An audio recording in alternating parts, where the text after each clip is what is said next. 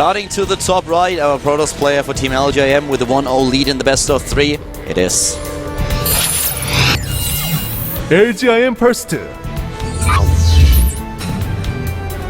pylon in the main base for him. I like it. First, 20 years old, up against Zerg player to the bottom left. 22 years of age. The Zerg player needs a win if he wants to bring it to a third game. His ideas. STX or hyvaa.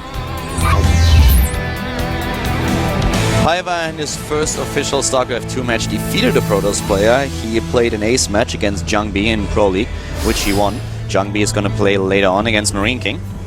Yeah, that should be a really good one. That's my match of the night if you include both evening and afternoon sessions. And I think this is a gateway. Yep. Gate in the main. Going to be doing a gateway expand. With the gateway expands, this is something that we touched upon in the past, and I just want to wrap this up for you guys, for maybe the StarCraft 2 fans that joined us in Heart of the Swarm.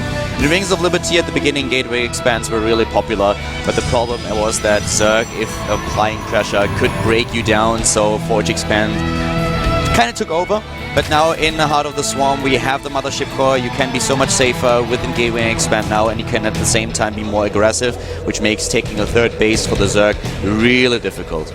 Yeah, I like this pylon block by first. It's going to occupy the drone quite some time before you can even get anything done here. It also syncs up very well with what he's doing. First starts with the Gateway Expand, so he forces at the same time with the pylon block hyvaa to take his third base first.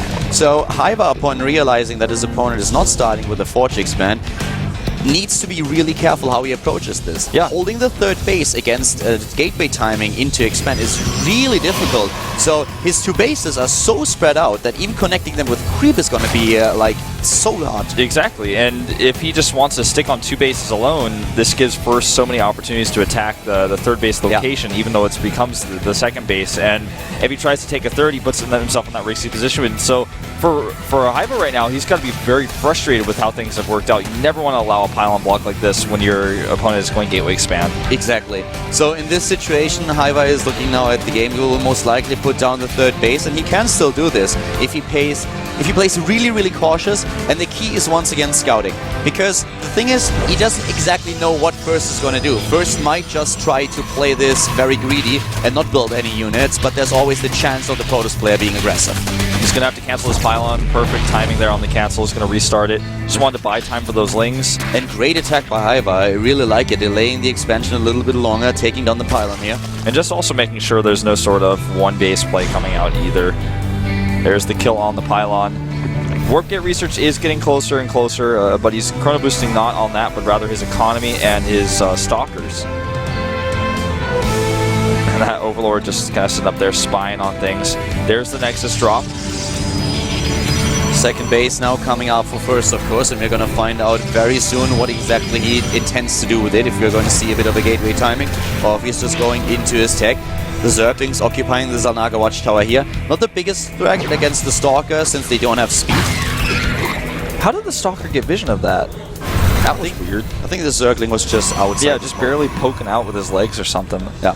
Stargate is the tech of choice now. Very common to see these days. Not scouted, by the way. The Overlord just missed it. And that's very unfortunate for hyvaa. He wants to have all the knowledge he can about what build he's facing, because it could be a very aggressive 4-warp gate attack. But at the same time, we have now a very aggressive set of Zerglings coming out there. 10 were just produced. Speed is halfway done.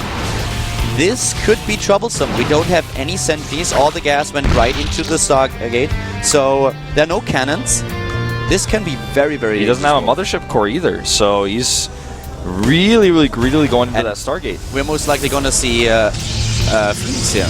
Yeah, there it is. So with the Phoenix, he can't do a lot against those Lings. The question is, will the Lings be able to break through? Because the wall is now being set up. We have the first sentry being built. And Warp Gate research is done, so he can warp in more behind this. Depends on how he uses his Warp Gates. 16 additional Zerglings will. Yeah, he's really going super all in with this. And there is as long as he doesn't warp in a bunch of Stalkers right now and then miss his Force Fields, I think he should be able to hold this. He needs a Mothership Core, though. Hey, he should be able to hold this. I mean, he needs more sentries. He can get them now. We have a huge harvester lead, of course, since hyvaa was dedicating all his lava and his money to Zerglings.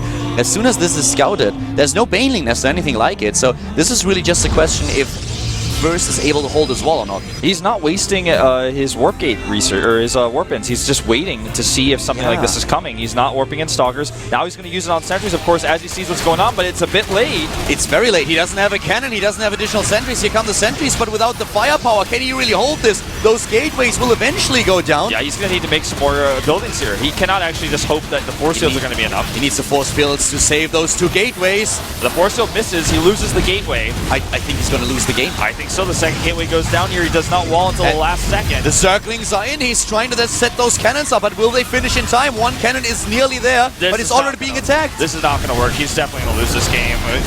Pylon goes down. There's way too many Lings here. Way too many Zerglings. The Phoenixes can't do anything against the Lings, of course, and the natural is going down here. Yep, this game. GG. hyvaa ties it up. hyvaa ties it up. First playing this too greedy, only one sentry when the Zerg player hit with the Zerglings.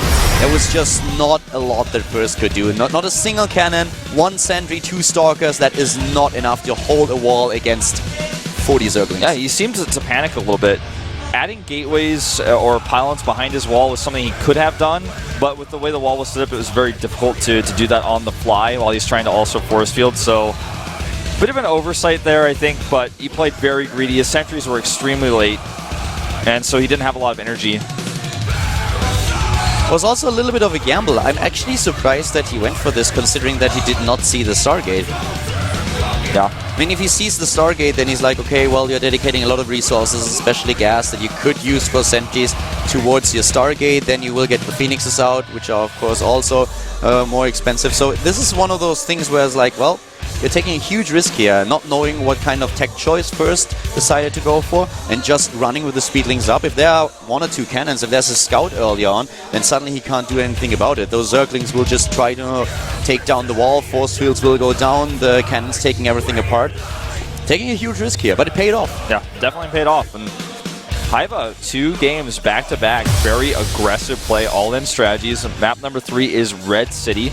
And if he's playing like this in Game 1 and Game 2, stands to reason that in Game number 3, he wants to change things up at least a little bit here so he's less predictable to his opponent. Because I don't think First is going to take as many risks in this game, and that could be one way you can get ahead. If you play a more passive game and First is playing too safe, then you can actually get a slight advantage. Yeah, that is definitely true. You could mix it up here quite a bit.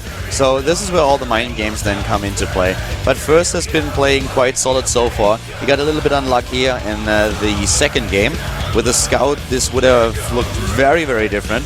So I'm curious to see what hyvaa is going to do right now. We're jumping into the game. It's the deciding match between First and hyvaa here at the GSL Code A in the second round. We have Protoss versus Zerg coming your way. The last match between hyvaa and First on Red City, brought to you by Colin Wolf.